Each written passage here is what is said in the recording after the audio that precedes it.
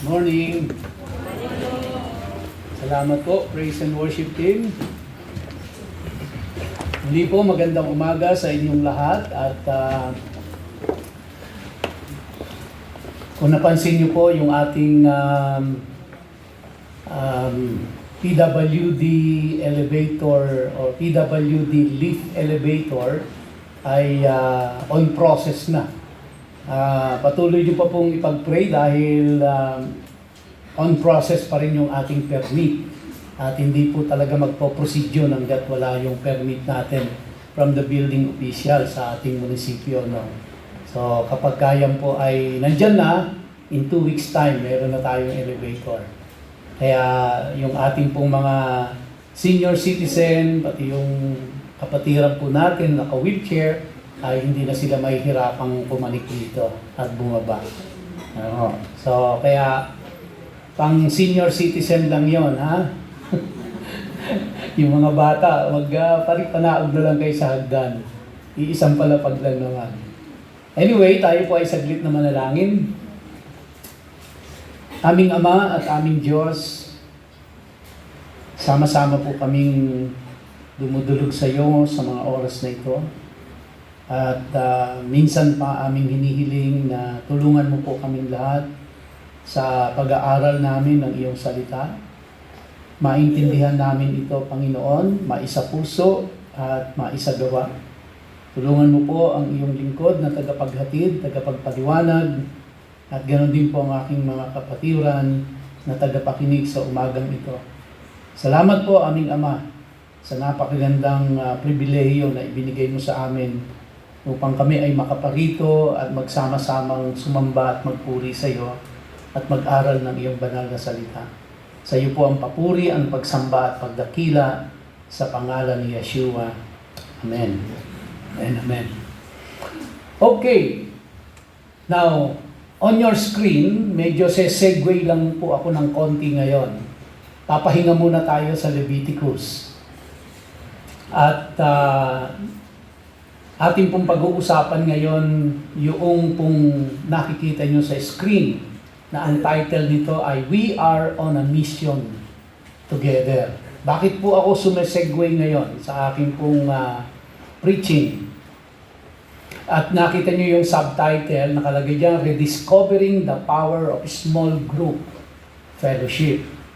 Kasi po, sa darating na Sunday, September 7, first Sunday of the month. No? Berna. Ang bilis ng panahon. September 7, first Sunday of the month, next month, tayo po ay pupunta dito sa church ng mas maaga ng konti. Magsasakripisyo lang tayo ng isang Sunday lang po sa Sunday na darating, sa September 7. Kasi, ang time po ng ating gawain ay mag-i-start ng 8 o'clock in the morning. 8 o'clock in the morning. Pakisabi po doon sa katabi mo, 8 o'clock daw sa next Sunday. September 7 yon. Yan. Ikaw, makakalimutin ka na, matanda ka na, September 7. Pakisabi po doon sa katabi.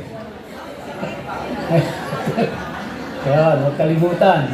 8 o'clock. Bakit po? Bakit 8 o'clock? Kasi po, 8 o'clock, mag-i-start tayo ng registration. No? I-start tayo ng registration ng 8 o'clock hanggang 9 o'clock po yun. Kasi 9 o'clock ang start ng ating service.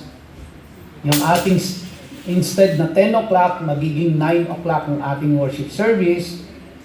Pero may registration po kasi ng 8 o'clock. Bakit po may registration? As we go along my preaching, may iintindihan niyo po kung bakit. Now, another thing, sa Sunday po, ay may libreng pananghalian na provided ng church. Yan po. Okay? Ayan. Libre. Libreng pananghalian. So, ibig sabihin, sabay-sabay tayo, sama-sama tayong manananghalian. Pagpunta nyo rito, makikita nyo po iba yung setup nito. Hindi ganyan na nakaupo kayo ng naka-row, no? Kundi may mga tables dyan na i-arrange tayo. At kung di ho ako nagkakamali, mga 19 tables yan nandyan.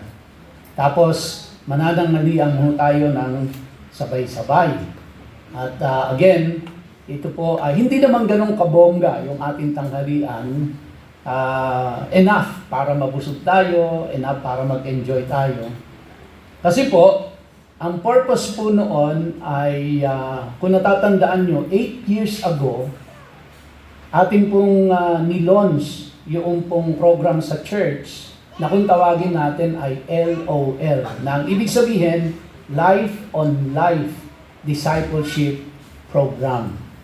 Ang layunin po nito ay upang kayo po ay lalong lumalim sa pagkaunawa, sa tamang pagkaunawa sa salita ng Diyos.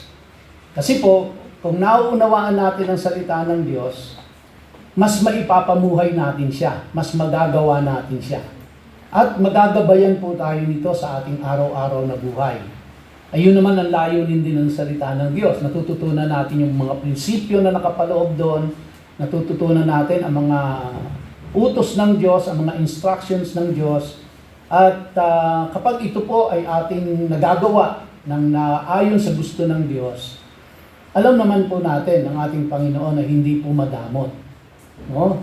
At dito niya tayo pinagpapala. At lahat naman po tayo gusto natin pagpalain tayo ng Panginoon. Pero ang pagpapala po ng Diyos kasi conditional yan eh. Hindi niya yan ibinibigay ng hindi naaayon sa kanyang kalooban. At ang pagpapala ng Diyos na naaayon sa kanyang kalooban ay yung pong sumusunod sa kanyang mga salita, sumusunod sa kanyang instructions. So kaya po gusto natin na mas maiintindihan natin ang salita ng Diyos, kung ano instruction niya para masunod natin, dahil ang kaakibat nito ay nabibigyan natin ng kaluguran ng Diyos at pagkatapos po, siyempre, ang Diyos po ay pinagpapala tayo in so many ways. So kaya yun po yung layunin ng Life on Life Discipleship program natin. So, ang ginagawa ko po doon, nagbuo po tayo ng, sa ngayon po, nasa 8 grupo, nagbuo tayo ng tawagin natin ay family at ito ay pinangalanan natin ng mga Bible characters. No? Katulad sa mga katatayan, yung grupo natin, ang tawag ay David Family.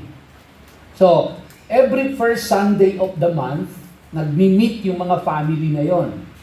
No? Deborah, yung pong David, and other family group. Every first Sunday of the month. Tapos nagdadala tayo ng pagkain, no? Yung kanya-kanyang dala ng pagkain. Tapos doon po sa baba, doon sa ating activity center, ay nagsasalo-salo tayo doon. For 8 years po yan. Pagkatapos ng kainan, mag-breakdown tayo sa mga small groups, and then nagdi-discuss po tayo ng ating mga yung pinreach ko for the whole month. So gumagawa po ako ng mga questionnaire niyan, gumagawa ako ng summary ng aking preaching, tapos yung mga facilitator ng bawat group ay binibigyan po namin ng kopya yan 1 week or hindi lang 1 week, no? Kundi ahead of time, nasa kanila yung summary, nasa kanila yung mga questionnaire, and then pagdating po doon, every first Sunday of the month, yun yung dinidiscuss nila. Yun yung pinag-uusapan nila. Yung preaching ko for the whole month, at nandoon po guided yon ng mga questions para hindi kung saan-saan napupunta ang usapan. At dahil po doon, mas nagkakaroon ng opportunity ang bawat isa na magbigay ng kanyang naiintindihan, nakakapag-share. O kaya naman, nakakapagtanong. So sa pamamaraan pong ito, lumalalim tayo, lumalawak tayo, mas naiintindihan natin kung ano yung pinag-aaralan natin. Kasi wala naman ho kayong time magtanong sa akin ngayon eh. Well, di ba, lahat kayo nakikinig lang, hindi po tayo nakakapagtanong, hindi nakakapag-clarify, at hindi rin kayo nakakapag-share kung ano yung nasa ninyo, no? Nasa isip ninyo. Yun po ay ginagawa natin every first Sunday of the month doon sa LOL Fellowship. So, 8 years na tumakbo yun yan. At marami po sa marami po sa inyo ay hindi nakakadalo nito. hindi nakakadalo. Walang kinabibilangang pamilya, ika nga, doon sa breakdown group na yon. Marami pong dahilan kung bakit nangyayari yon. Iba't iba ang dahilan.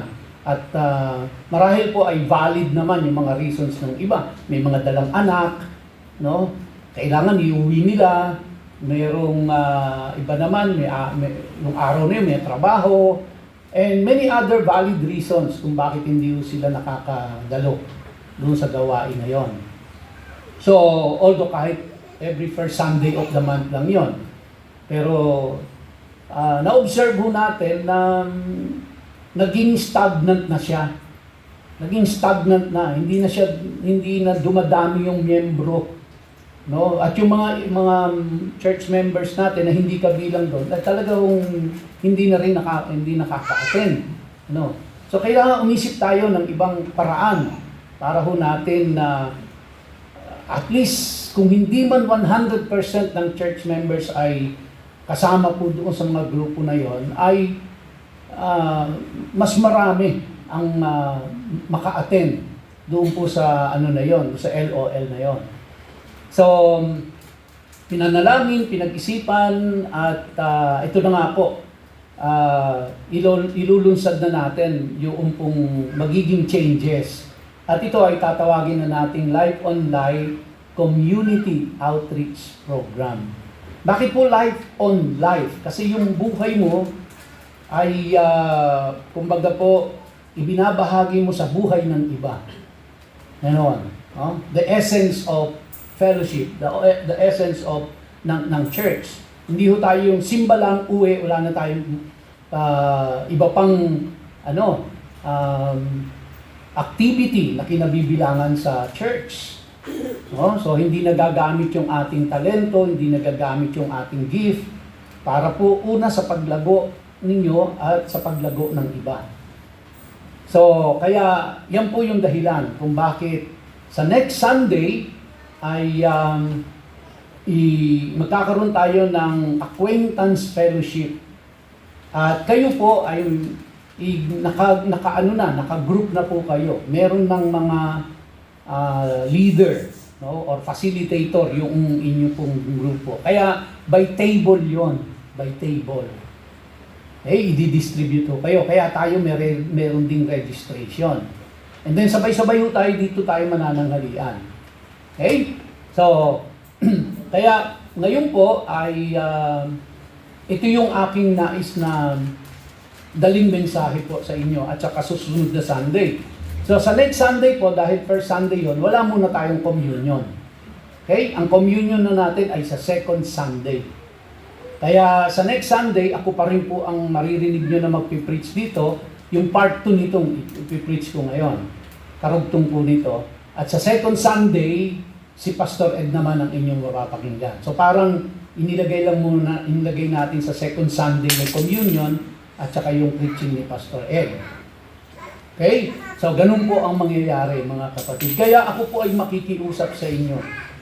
Sa susunod na linggo lang naman kayo medyo gigising ng maaga at magpupunta po dito ng medyo maaga-aga, no? 8 o'clock in the morning. So, sa tingin ko naman po, hindi na masyadong maaga yon, lalo na doon sa mga senior citizen. Kasi alas 2 pa lang na madaling araw, gising na kayo eh. Di ba? Alas 2, alas 3, di na kayo makatulog, pihit na kayo ng pihit. Di ba? So, alam ko po yan, 66 years old na ako eh. Kaya, kanina lang, alas 3 ng madaling araw, gising na ako eh. Hindi na ako makatulog eh. So, kahit natulog ako mga around 10 o'clock na kagabi. Kaya, paggising nyo po ng alas 3, maligo na kayo, magbihis na kayo. Para makarating kayo dito ng 8 o'clock. Kasi medyo may kabagalan din kayong kumilos. Talagang gano'n, naiintindihan natin yan. So ako po yung makikiusap, mga kapatid, pwede po ba na tayo sa next Sunday ay maaga lang tayo ng 8 o'clock for registration and then 9 o'clock start tayo ng service. At nakaprepare na rin po yung preaching ko for next Sunday. Hindi po aabutin ng mahaba yun. Dahil mas bibigyan natin yung time ng fellowship ng mga group and then we eat lunch together. Magtatapos din ho tayo ng 12 o'clock, okay mag-alala. Hindi ko naka-schedule yun hanggang alas 4 ng hapon. Yun po ay hanggang 12 o'clock din lang. So, pagkarapos ng 12, uwian na ho tayo. Okay, so sa next Sunday ho, ay mas maipapaliwanag natin kung ano po yung mga gagawin natin. Again, ang layunin ko po dito mga kapatid ay lumago ang bawat isa sa inyo sa pag-intindi, sa pag-unawa, sa salita ng Diyos. Yan po ang pinaka-desire ng puso ko, na kayo po ay lumago, lumalim sa tamang pag-intindi sa salita ng Diyos. Okay? So, yun po ang ating gagawin. So, ipagpapatuloy pa rin po natin yun. Yung paggawa ko ng mga summary ng lesson na pinreach ko, yung mga questionnaire for discussion, pati po dun sa Friday, no? Pati po dun sa Friday fellowship, ganun din po yung aking ginagawa. No, merong special announcement. Ayan.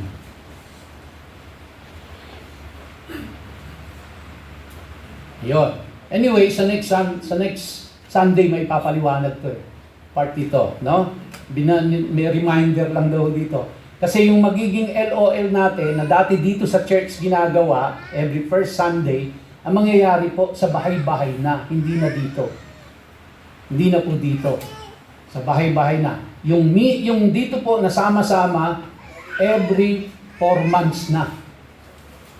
No? Every 4 months. So lahat ng group, kakaroon tayo ng isang worship service na yun po ang pakay natin. Yung fellowship ng mga lahat ng grupo dito sa church. Okay, so mawawala na po yung kainan dun sa baba ng ginagawa natin every first Sunday of the month, magiging sa bahay-bahay na po. At sa next Sunday na po, yung yung ibang instructions dito. Hayaan nyo munang pumunta ako sa preaching ko ngayong umaga. At gusto ko pong maintindihan natin, bakit natin gagawin ito?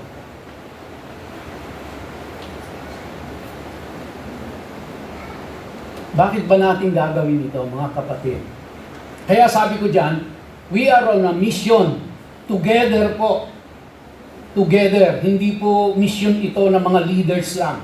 Hindi ito mission ng mga pastor lang. Hindi ito mission ng mga Bible study leaders. Mission ho natin lahat.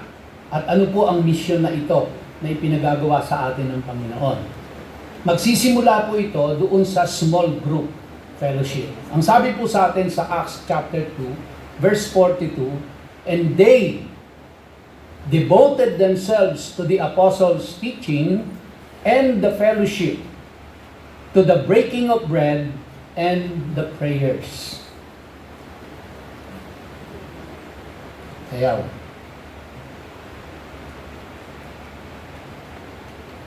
Ayaw. Bakit ayaw?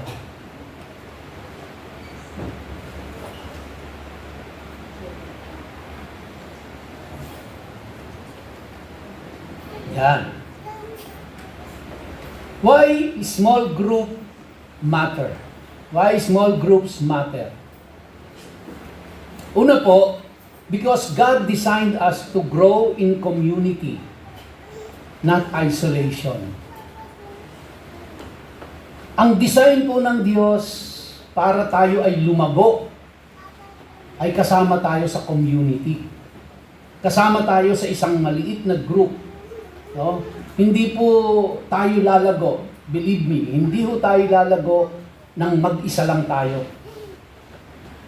When it comes sa salita po ng Panginoon, hindi po lalago yung ating pananampalataya na nag-iisa tayo, na i-isolate natin ang ating mga sarili. It will not happen. Kaya ang paglago po ay merong mga kasamang iba. Kabilang ka dapat doon sa mga group na nag-aaral ng salita ng Diyos. At dahil po, yan ang design ng Diyos.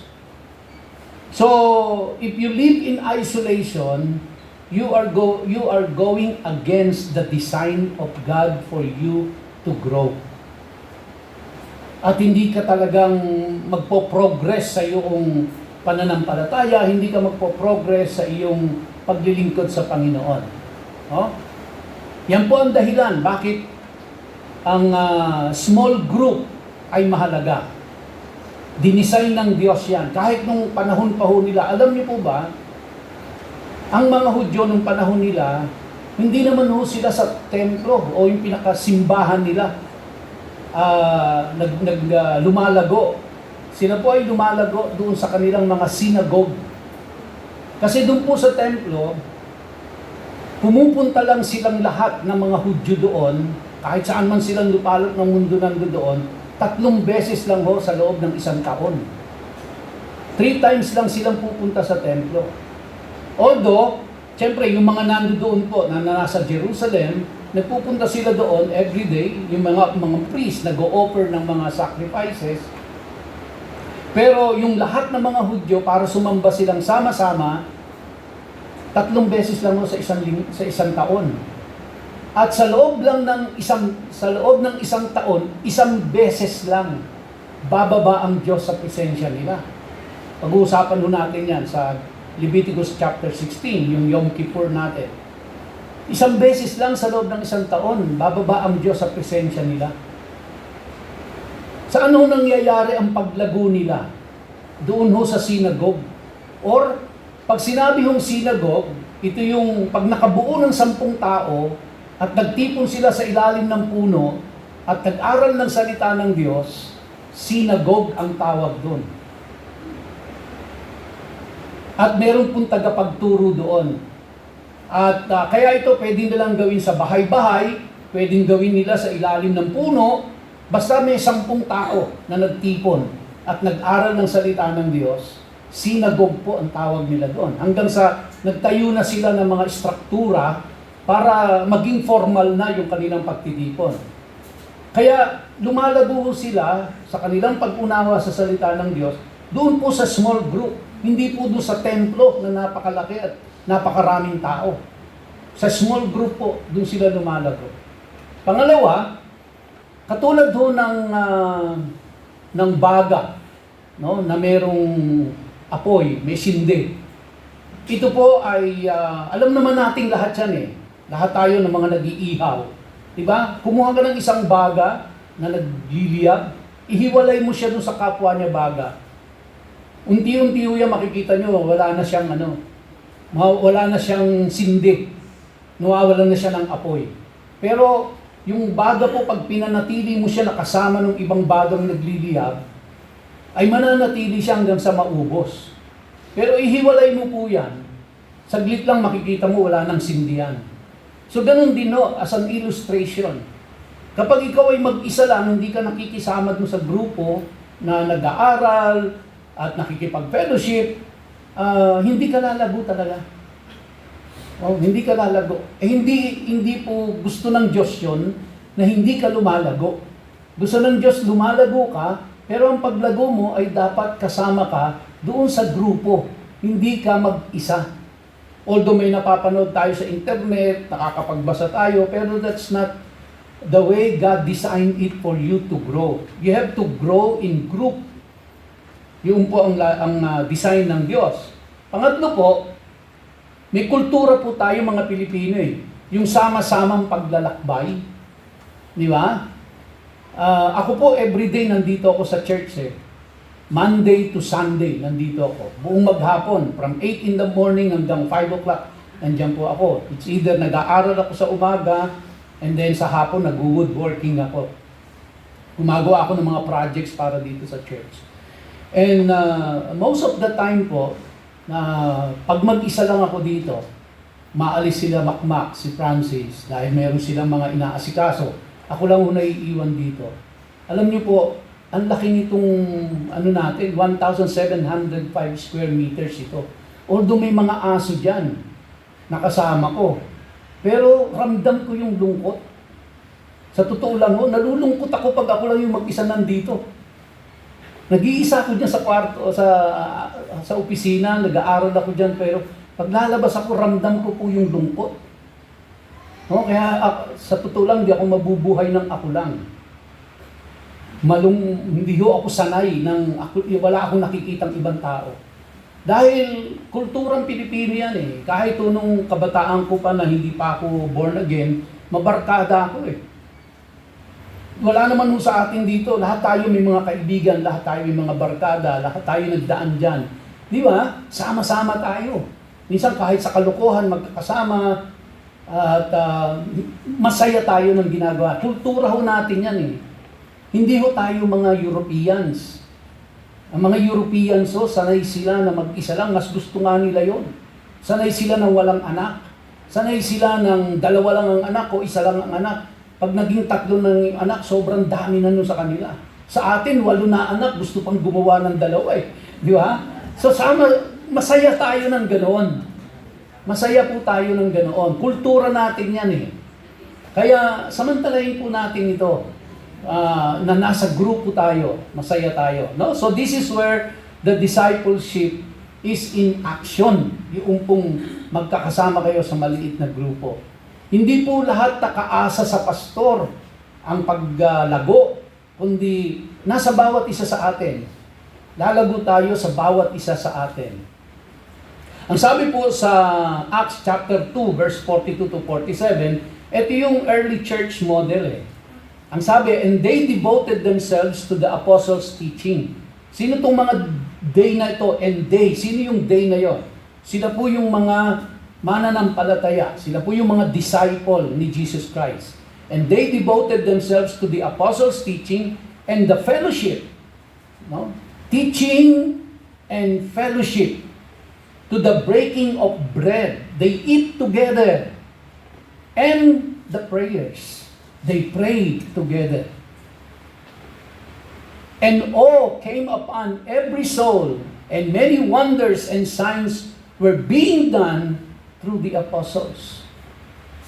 So pag sinusunod natin yung biblical design ng Diyos, kumikilos ang Diyos po doon eh. Meron pong mga nagaganap na himala, may mga nagaganap na pagkilos ang Diyos kapag po tayo ay nandoon sa ganoong grupo dahil gusto ng Diyos yun eh. Gusto ng Diyos na nakikita niya yung kanyang mga anak na nagsasama-sama, nag-aaral ng salita niya, nagpapanalanginan, nag-fellowship sila. Gusto po ng Diyos yun kasi family talaga. No?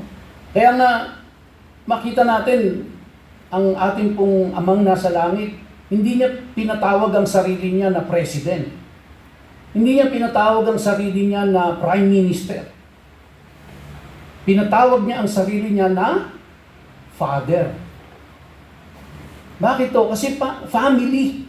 Family talaga ang concept ng Diyos. Kaya gano'n na lang ka-sacred sa kanya yung husband and wife. Gano'n lang ka-sacred sa kanya yung family. And so dito po, may kanya-kanya tayong biological family, pero pagdating dito, mayroong church family tayo.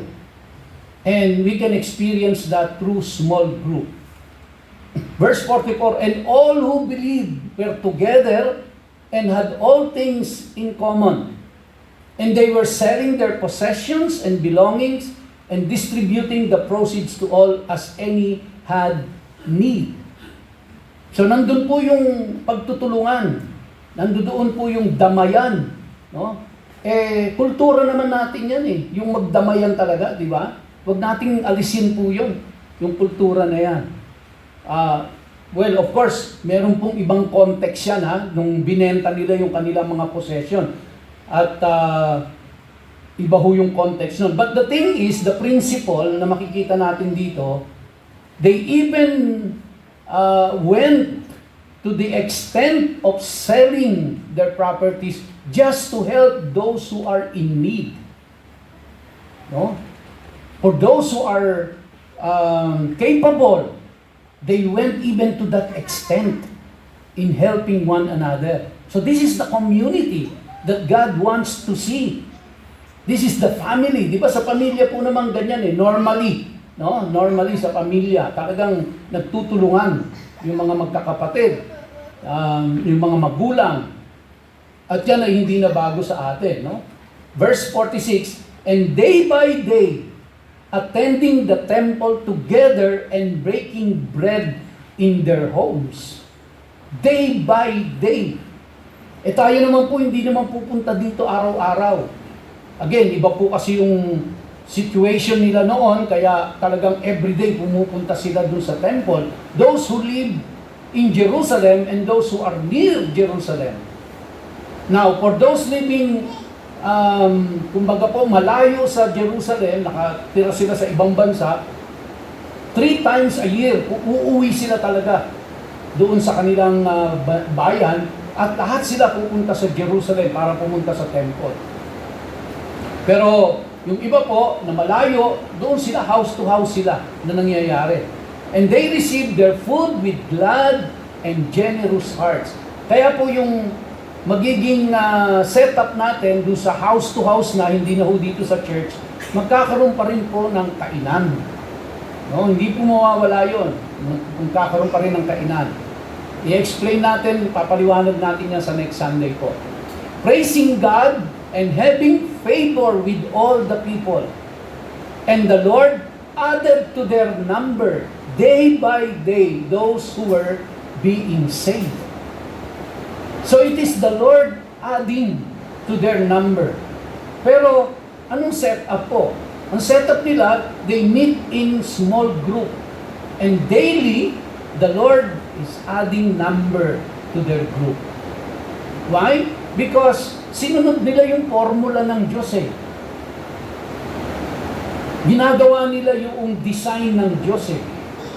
Diba? So kaya dahil nandun yung favor ng Diyos, dahil nga sinusunod nila, and the Lord is blessing them with more member, with more people doon sa kanila pong small group na yon.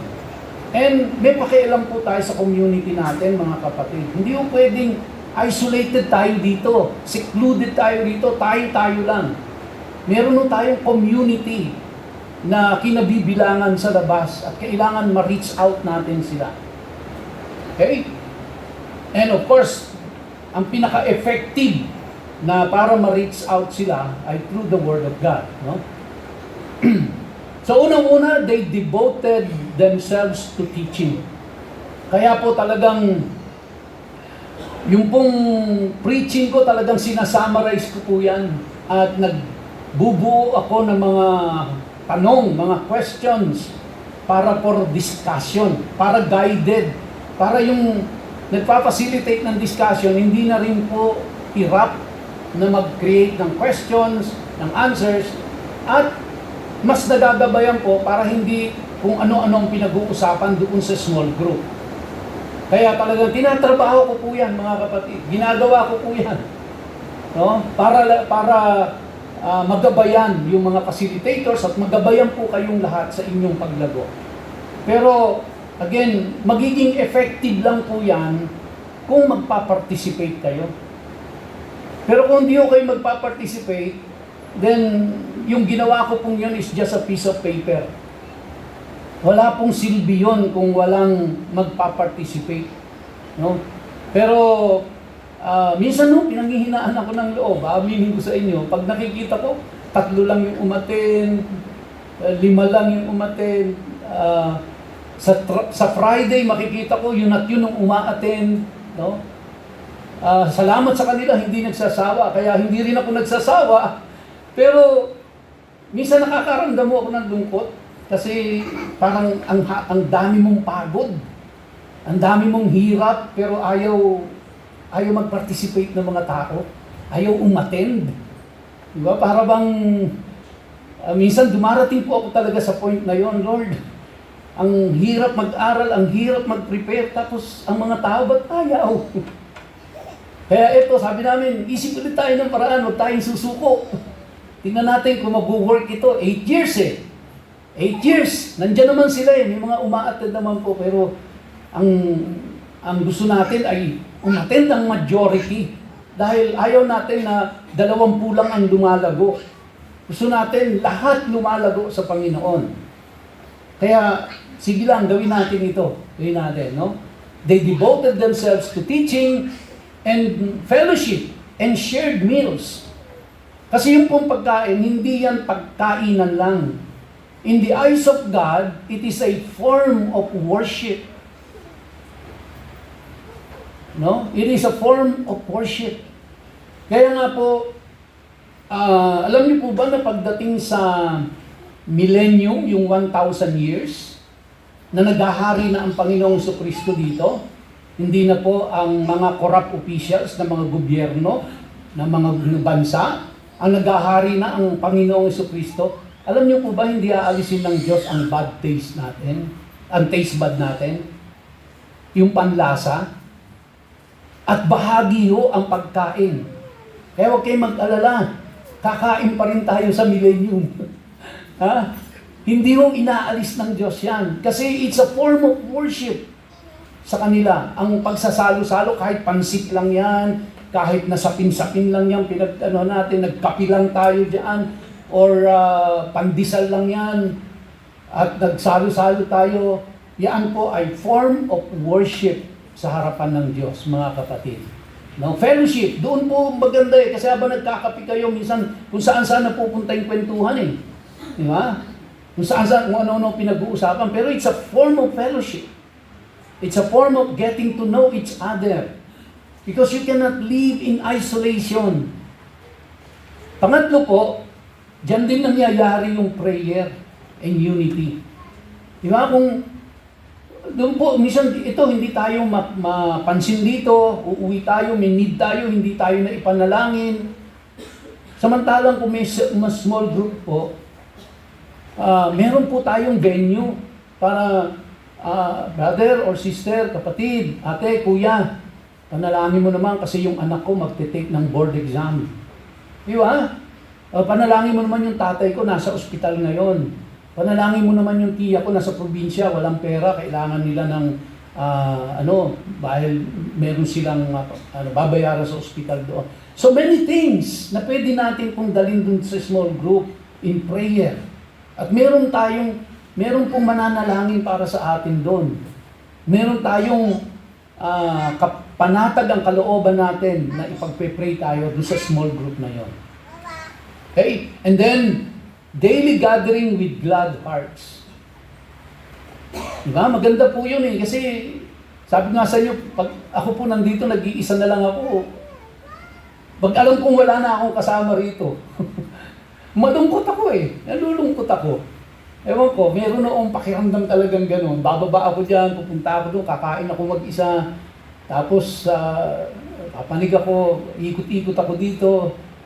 Ang laki ng lugar namin, nag-iisa ako, walang laman ng building. Malungkot ako eh. So, ibig sabihin, malungkot ho talaga pag nag-iisa ka. Di ba? Whereas kung meron kayong ganon, may gathering once a month ho lang natin gagawin yan eh. Hindi ho yan linggo-linggo, by the way. Yan pong house-to-house natin yan, LOL na yan, once a month. And once a month, maximum of 2 hours lang yan. Hindi pa ho ba pa tayo makapag-spare ng time natin? Once a month, 2 hours, to fellowship with our brothers and sisters, to pray with them, to learn from the Word of God. Masyado bang malaki ang kakaining oras sa atin nun?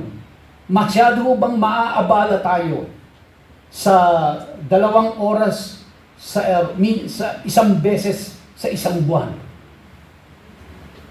Come to think of it, malaki ho ba yung kinakain na oras sa atin noon?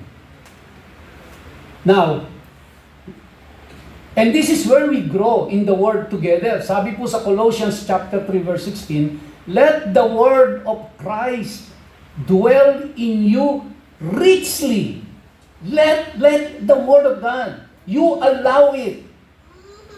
Paano mo i-allow yun? You take part. You participate. Kaya sabi dyan, let the Word of Christ. Ano ba yung Word ni Christ? Pag tinignan natin, ang itinuro po ni Christ yung Torah. At yun ang itinuturo ko dito every Sunday. At yun yung ginagawan ko ng summary. At yun yung ginagawan ko ng questionnaire na pinag-aaralan dun sa LOL. Yun yung pinafacilitate na discussion ng mga facilitator natin sa LOL. The Word of Christ, the Torah.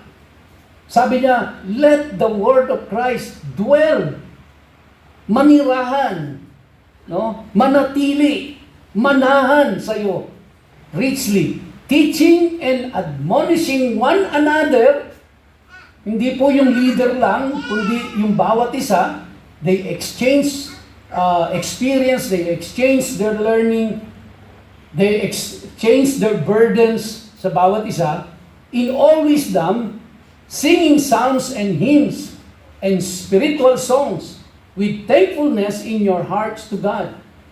Kami po ng mga katatayan, pag may prayer morning watch dito, doon po sa gazebo, nandun kami. No? At may maglilid ng pagkanta. Lahat po kami, maniwala kayo sa hindi, sintunado. Kaya pag nagsimula na kaming kumanta, nagtatahulan na yung aso, nagtitilaukan yung manok, pero tuloy lang kami. No? Tuloy lang kami, kanta lang kami. Kasi it's not really kung sintunado ka, hindi, kundi we are singing praises to the Lord. At magkakasama kami dyan, nag-aalmusal kami. No? So, si Pastor Ed nga, sangag pa ng yung aalmusalin namin. 2:00 ng madaling araw, sinasangag na yung kakainin namin ng 8:00 eh. And talagang masaya, masaya kami uuwi. Minsan na-extend pa yung aming pag-i-stay dyan. One time, pumunta kami dyan, lahat to ng dalang pagkain, pandesal. Kaya isang sakong pandesal yung kinain namin dyan. And talagang, we thank the Lord. We thank the Lord. So, it's an experience na gusto ng Panginoon. Kaya please join us, mga kapatid, ha? So, this is where we can share our insight, and we are accountable to one another. Ano pa po? Dito natin yung magagawa yung, kumbaga po, yung application, practical application ng natututunan natin sa ating pong pag-aaral ng salita ng Diyos. And then, alam nyo, napaka-safe ng space na ito for questions and growth. Kasi kung malimbawa 10 lang kayo doon, may katanungan ka, hindi ka nag-aalangan eh. Di ba? Kasi kaysa dito, meron bang tatayo sa inyo dyan na malakas ang loob? At may tanong ako, Pastor. Kahit may tanong kayo, you keep it to yourself. Tapos hindi nasasagot. Whereas kung meron po kayong maliit na group na ganon, you can share. Alam mo, brother, alam mo, sister, may tanong ako, hindi ko masyadong naintindihan yung sinabi ni Pastor eh. So, and then, nasasagot po, natutugunan yung ating mga tanong. And from there, natututo tayo. Tumatalas yung isip natin, di ba? So, what else? Bearing one another's burden. Sa Galatians chapter 6, verse 2, sabi po doon sa may baba, yung nakayelo, bear one another's burdens and so fulfill the law of Christ. Yung law po doon, fulfill the instruction of God. Okay? So, dito tayo nakakakuha ng ating prayer support. No? Kami pong mga pastor, hindi ko mo pastor na kami, hindi na kami nangangailangan ng prayer. And medyo lamang lang ako ng konti sa inyo, mga kapatid, kasi lahat ng tumatayo dito sa harap, pinagpe-pray ako. So, pero kailangan nun namin ng prayer support. We badly need prayer. And I believe na lahat po tayo, for that matter, we all need prayer. No, we all need prayer. Minsan tahimik lang tayo, pero alam ko po na lahat tayo nangangailangan yan. Minsan emotionally disturbed tayo. Meron pong magkikare sa atin. Meron tayong shoulder to cry on. Minsan di natin masabi sa magulang natin, pero pwede nating sabihin doon sa ating kapatid sa Panginoon, no? Or sa leader, o sa Bible study leader natin. And then, meron po tayong kasamang naglalakbay. Alam natin na hindi tayo nag-iisa. Alam natin na, lalo na kung yung pong kapatid ay nagkaroon din ng almost the same na karanasan, na dumaan sa ganoon, nalalaman mo na hindi lang pala ako ito, meron din palang dumadaan sa ganito. Malaking bagay po yun eh. Kasi minsan meron tayong maling notion na parang ako lang ang dumadanas nito parang yung iba hindi Pero when we learn that yung ibang tao po ay dumadaan din sa ganon, nagbibigay yung ito ng sa atin na encouragement. na merong nakakaintindi sa atin. May nakakaunawa sa dinadaanan natin. Di ba? May kasama tayong naglalakbay. Now, stirring up love and good works. In Hebrews chapter 10, verse 24 to 25, sabi po dyan, and let us consider how to stir up one another to love and good works. Meaning, how to encourage one another in love and good works. Not neglecting to meet together, as is the habit of some, but encouraging one another, and all the more as you see the day drawing near. Mga kapatid, paparating na po talaga ang Panginoong Hesukristo. Kung hindi niyo po nasusubaybayan ang nangyayari sa Israel. Alam niyo po ba sa Israel ngayon, templo na lang ang kulang. Yung matayo, yung temple nila, yun na lang ho ang kulang. Kasi na-identify na ho nila kung sino yung high priest. May pangalan na yung high priest. Ipinakilala na po in public yung magiging high priest nila. Kasi kung wala pong priesthood, hindi rin kahit may templo, hindi rin matutuloy. In prophecy, kailangan magkaroon ng matayo yung pangatlong templo. Yun na lang ho ang kulang Kasi nagtayo sila noong Temple Institute. Pati po yung damit na susuotin ng mga priest na maglilingkod doon sa temple, nakatahina. Yung model, isusukat na lang doon sa mga At nagte-training na ho yung mga Levites na gaganap doon sa kanilang mga temple sacrifices. Yung pong menora na ilalagay doon sa templo, nakanandoon ho sa gitna ng plaza nila. In pure gold, nandoon ho, naka-eskaparati siya at mga 6 feet ang height. Nandoon na ho. Yung trumpet na gagamitin, nandoon na. Lahat to, buo na. At nagpa-practice na yung mga priest. Pumupunta sa titingnan lang kung paano yung pagkatay ng kambing. At yung red heifer. Meron na pong nasa city of, kung di ako nagkakamali, sa may Haifa, sa Israel. Meron na ho sila galing sa Texas yun. Isinip papuntang Israel. 5 red heifer, inaalagaan ngayon doon. Hindi ho matutuloy ang kanilang sacrifices kung wala yung red heifer. Kasi yun ang unang kakatayin para sa purification process nila. Nandun na ho. Buhay na, inaalagaan na nila yung red heifer. 5, inaalagaan nila doon sa Israel. And lahat ho, lahat in place. Ang kulang na lang yung templo. Pag natayo yung templo, mga kapatid, ayan na. Yan na po yan. Yun na lang ang kulang. So kaya, the day is drawing near. The day is drawing near. Hindi ko po inaalis na maghanap buhay tayo, magtrabaho, magnegosyo. But please, put time sa paglago mo sa Panginoon. This is for you.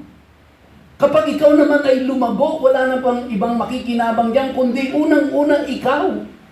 At sa iyong paglago, gagamitin ka ng Diyos para yung iba naman lumago rin sa Panginoon. Di ba? At ikaw ay magiging kagamit-gamit sa Panginoon. But you have to step forward and take part. Kasi kung hindi mangyayari yun, hindi ka naman itutulak ng Diyos Ikaw ang magdidesisyon, kaya sabi diyan, let the word of Christ, pabayaan mo. Di ba? Meron pong participation on your part. Para mangyari yun, kailangan mag-take ka ng active participation. Now, dito po natin, kumbaga, yung encouragement na kailangan natin, ay dito natin mararanasan. Yung pong motivation to serve. Di ba? Kung nag-iisa ka, sino magmo-motivate sa iyo para mag-serve? Ang hirap pong i-motivate ang sarili, Pero kung meron ka nakikita na ang sipag-sipag ni kapatid na ganito, ang tiyaga-tiyaga naman ni kapatid na ganito, na-encourage ka, tulungan ko nga. Kasi para gumaang naman yung burden sa kanya, para gumaang naman ang kanyang namomotivate ka kasi meron kang nakikitang need na pwede ka makakontribute para ito ay umayos, gumaang. And ano pa po? Masaya po yan Ang totoong kasiyahan po ay nandoon meron kang napupulfill mo yung ipinagagawa ng Diyos sa iyo at nakikita mo dun sa kapwa mo. Kahit na, siguro naman lahat tayo nagkaroon kahit pa paano ng pera, di ba? Pero alam natin, wala ho dyan talaga ang kasiyahan eh. Kahit na kwarto-kwarto pa ang pera mo, kahit na limpak-limpak pa yung pera mong yan, di ba? Puro sakit lang ng, kaya nga ang sabi ng Bible, the love of money is the root of all evil. Di ba?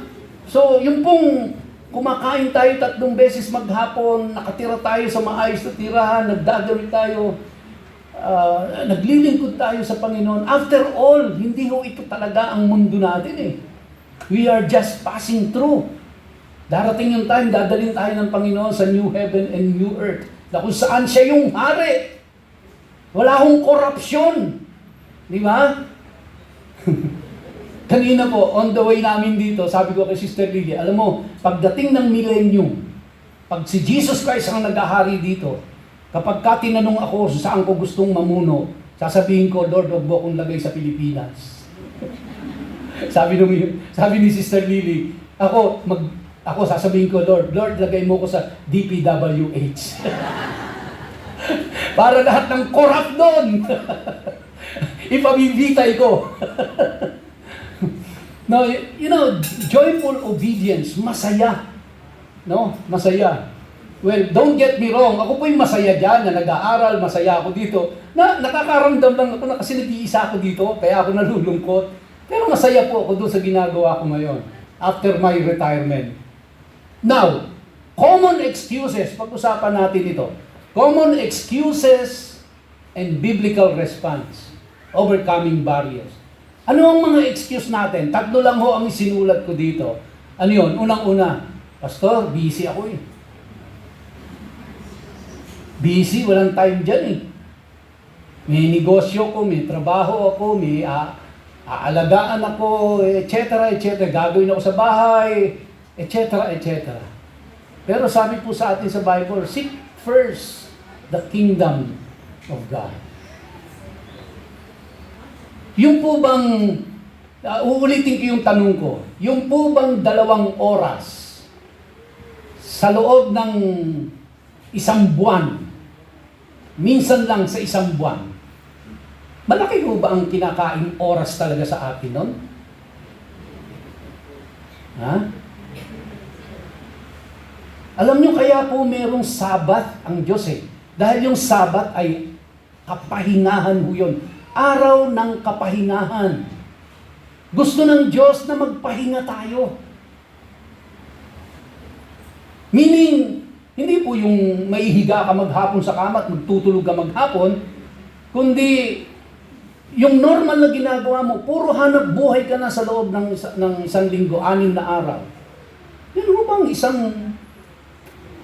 araw o 2 oras ay hindi natin maibibigay para sa pahinga ng katawan natin at pagsamba sa Diyos? At yung po bang LOL Fellowship na 2 oras lang sa loob ng 1 buwan, malaki ho ba ang kinakain talaga nun? Pangalawang excuse, mahihiyain ako. No? Mahihiyain ako. Well, convince yourself, dahil ito po ang sinabi ng Bible, na lahat tayo may kanya-kanyang gift. Merong maaring isa ay may gift in teaching, ikaw ay wala ng gift of teaching, pero meron kang ibang gift na pwede mong i-contribute doon po sa group. May kanya-kanya ho tayong gift. Kaya, hindi ka naman pipilitin na mag-preach, hindi ka naman pipilitin na magturo, hindi ka pipilitin mag-pray. Ha? Yung mere presence mo ay malaking blessing na ho yun. Kahit hindi ka nagsasalita dyan, kasi hindi naman yan ang ine-expect sa iyo eh. Yung mere presence mo, malaki pong blessing na yun sa iba. Ayaw mo ba maging blessing ka? Of course, lahat tayo gusto natin maging blessing. Yung presensya nyo po doon, blessing na yun. Yung wala ka at tinahanap ka, nagdudulot ho ng kalungkutan sa puso ng mga nandoon. Tandaan niyo po yan, mga kapatid.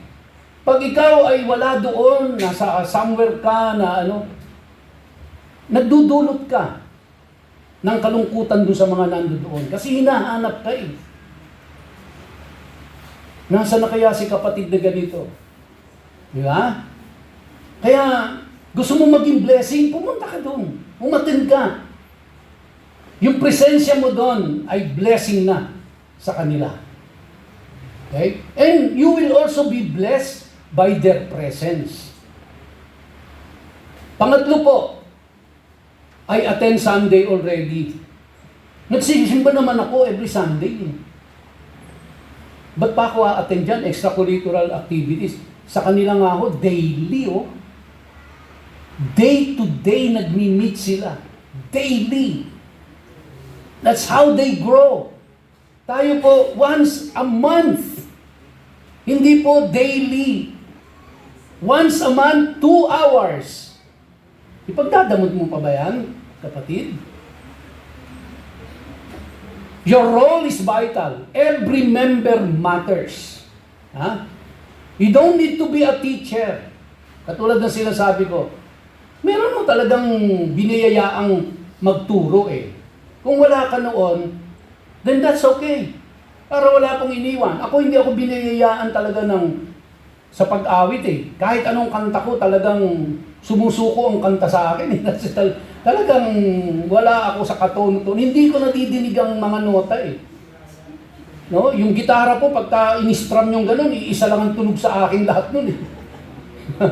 Wala ako nun. Kaya kung lalagay niyo ako sa grupo, pagkatapos sasabihin mo, Pastor Dante, ikaw po ang mag-song lead. Eh, hindi ko gift yan. Pero pag sinabi mo sa akin, Pastor, ikaw ang magturo. Okay, good. Tuturo ako.